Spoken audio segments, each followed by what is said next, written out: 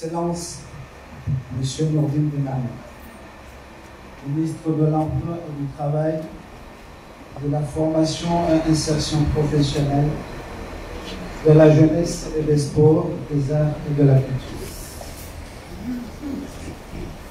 Messieurs les secrétaires généraux du ministère de l'Éducation nationale, de l'Enseignement et de la Recherche scientifique,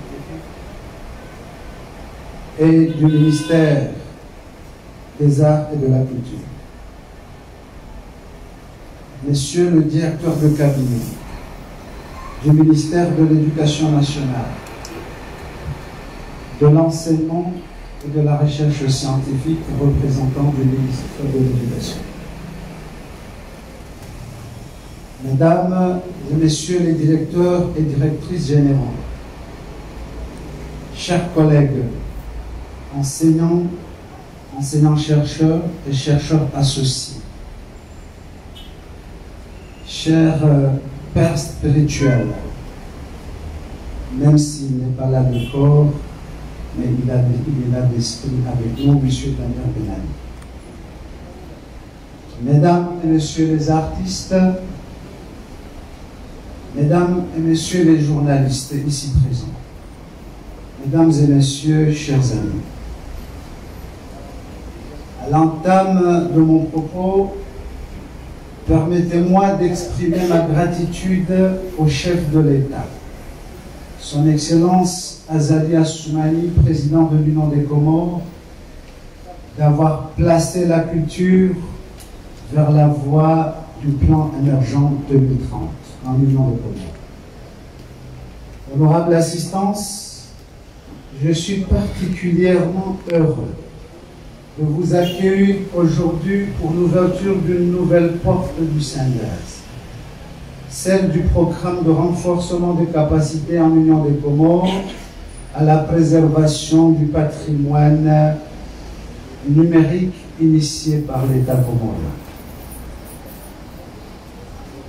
Parce qu'à chaque fois qu'un centre comme le nôtre ouvre une nouvelle porte, c'est une part de notre histoire que l'on réveille. C'est une part de notre culture qui renaît. C'est une part de notre tourisme qui se redéfinit.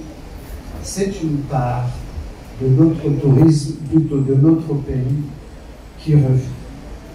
À ce titre, permettez-moi d'avoir une pensée pour deux personnes,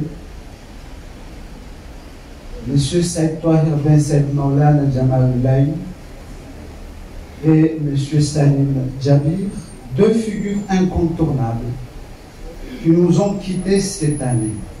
Ils ont su conjuguer tradition, religion et modernité. Et le SENDES en est le lieu d'une illustration commémorative.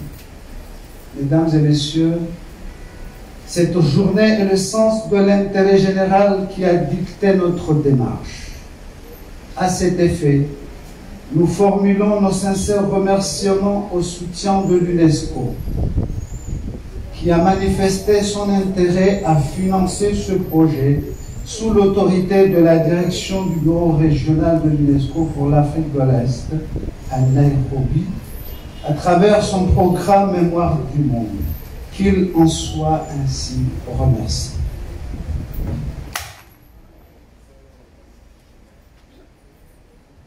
Dans son ouvrage intitulé Le musée du futur, voici ce que dit Filippetti Oredi.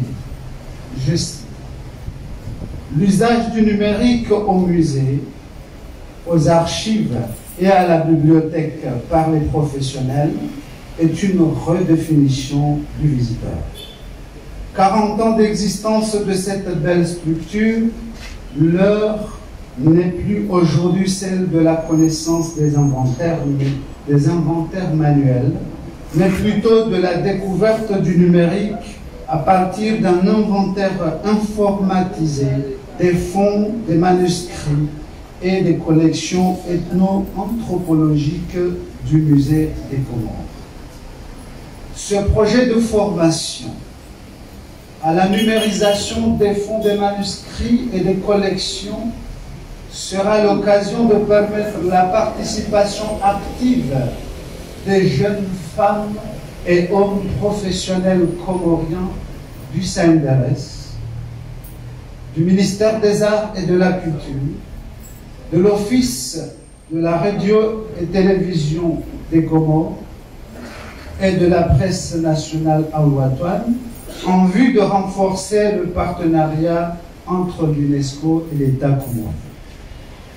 Tout au long de cette semaine, un atelier de formation de 15 jeunes hommes et femmes seront formés sur la création d'une base de données informatique des collections grâce à la prospection, la bibliographie, des enquêtes et des études, de reportages photos et vidéos, des témoignages, des scénarios et des montages vidéo permettant d'établir, selon le manuel de l'ICOM, un inventaire informatisé.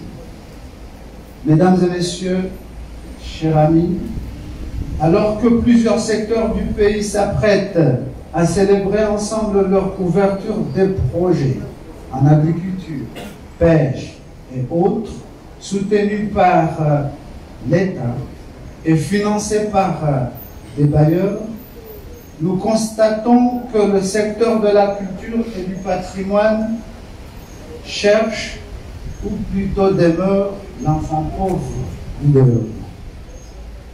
Or, nous le savons toutes et tous qu'il n'a jamais existé.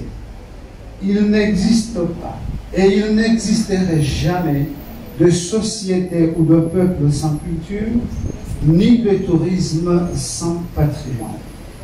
Sinon, à quoi servirait le tourisme dans un pays où le patrimoine et la culture ne sont pas protégés et mis en valeur? Pourtant, la culture est un droit. Et c'est à nous tous qu'il appartient de le faire respecter et de le faire vivre, car la volonté de l'État est nécessaire pour permettre la détermination de nos structures d'être louables et irréversibles.